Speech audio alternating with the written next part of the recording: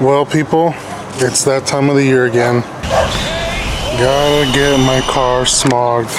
And it sucks because I'm running the Injen intake, and as everyone knows, it's not carb legal. So what's gonna happen? So if some of you didn't know, I have a check engine light for the, I think it was the idle system or something like that. Here, I got my scanner right here, and I'm about to look at the code. Read code, store codes.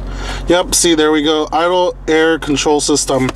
I've been reading online about it, and people are saying that it's your throttle body, because I had already cleaned my throttle body. I had already cleaned my idle air control valve, and they're saying it's the actual throttle body itself, the butterfly, like the butterfly valve. I guess every time you open it, it scrapes the throttle body. I'm not sure. I'm not too familiar with these cars yet, but I was reading online saying that, oh, the only way you could get that fixed is if you replace the throttle body itself. But some people are suggesting to get a bored out one to not have that same problem again, and that's the route I'm gonna end up taking, because if I'm gonna get a new throttle body, it's gonna be a bored out one. So I don't really want to get another one and go through the same shit again some later down the road. It would be really annoying. So we're gonna right now, I'm not gonna reset the code. Actually, I'm not gonna reset it because it will actually go away on its own.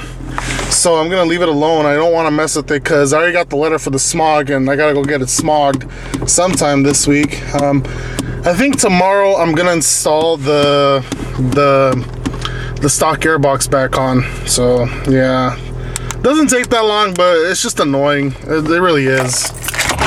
That has to come out. I gotta get that changed back out. Really gotta clean my engine bay. I've been really slacking off with this car. Oh, that reminds me, I owe you guys an explanation. It really hurts me.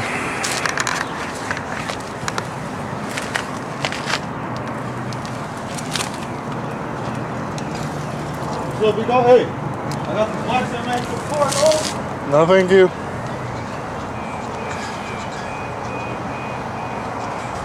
Guy's trying to sell me something stolen, most likely. Anyways, yeah. I don't want to get too much into detail, but I let one of my siblings drive the car, and this happened. Yep, nothing I can really do about it. I've been really neglecting this car, but just because of that, it motivates me to buy a machine that I was going to buy to fix car bumper tabs like this. See?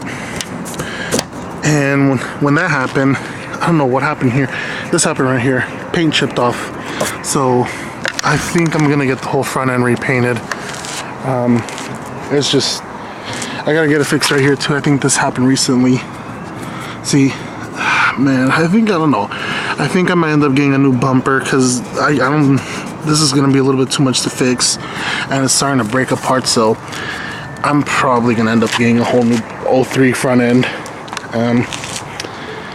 I got the hookup on Toyota parts, so it should be pretty cheap. I'm gonna get a brand new OEM. See how it's not sitting right here. Oh my god. It's nothing I can't fix, but it's just something that I gotta fix. So it's rather annoying. Definitely gonna rain tomorrow, for sure. Got my stock airbox here. I got everything, so it shouldn't be that hard to reinstall. Tomorrow. I'm removing my intake, and to get everything off, you have to remove your bumper, but I'm kind of a little lazy. I don't want to remove the under tray clips because I'm not trying to get dirty, because I'm about to head out somewhere right now in about an hour. So I'm confident I could get this taken out within an hour. Got my headlight over there. I'm probably gonna end up buffing it, and I'm gonna clean up all this area right here. It's really dirty. What else? Yeah, I'm gonna take off the intake, polish it, give it a nice shine. I think I'm gonna start caring more for this car on the engine bay, because I wasn't really giving a shit, because It's like, who's gonna see your engine? No one. So it doesn't really matter to me, of course. So we're gonna go ahead and remove this. I've been getting a lot of requests for some reason to show how to install the intake. Ever since I uploaded the last video, it was just a quick time lapse, but I think I'm gonna do this again and show you guys step by step on how I install it.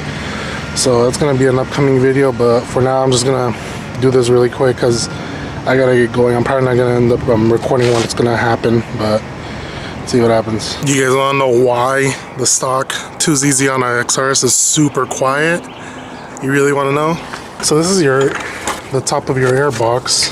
It goes like this. Check that out.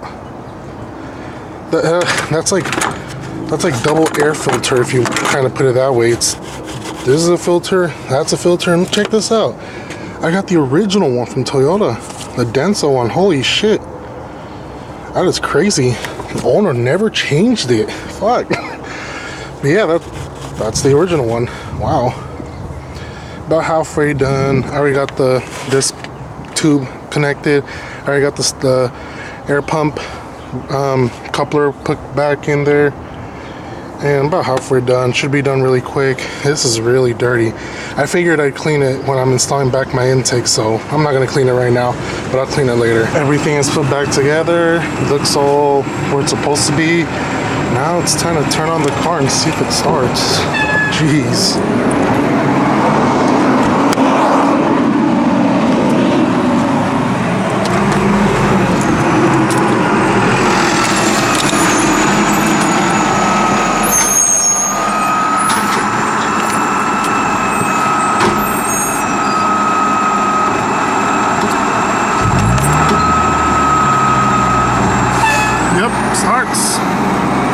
Awesome. Guess we did do a good job putting it back together.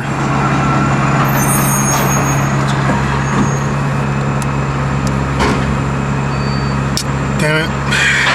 Settings didn't save. Oh well. Sad reacts only. This car is so quiet now.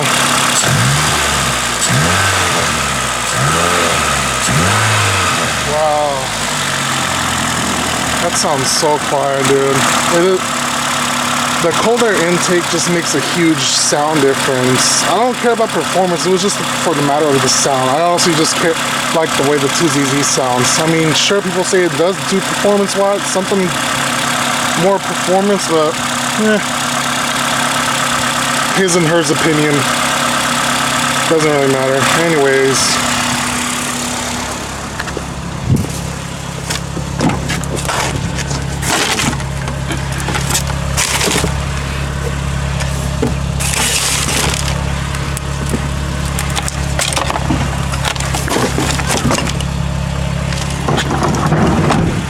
This car is really quiet without the intake. Jeez, man. Monitor's incomplete. Oh, God. Yeah, monitors aren't ready. I think you're supposed to only have one incomplete and the rest, they could be incomplete. Yep. Oof, I just need a lot of them. All right, let's keep driving.